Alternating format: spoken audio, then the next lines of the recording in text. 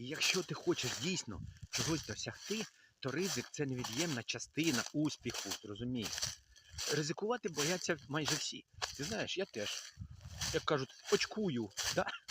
І коли треба прийняти якесь рішення, але я розумію, що якщо цей ризик продуманий, то він переконливий і він потрібний. Розумієш? От я за що. І ризиком можна керувати, якщо ти дійсно хочеш досягти того, що ти хочеш. Тому подумай про це. Підпишись на мій канал, посилання в профілі, там багато цікавого про те, як створити пасивний доход.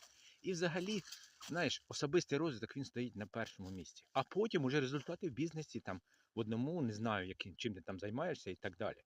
Ну, взагалі-то ця інформація в мене для людей, які займаються мережевим маркетингом.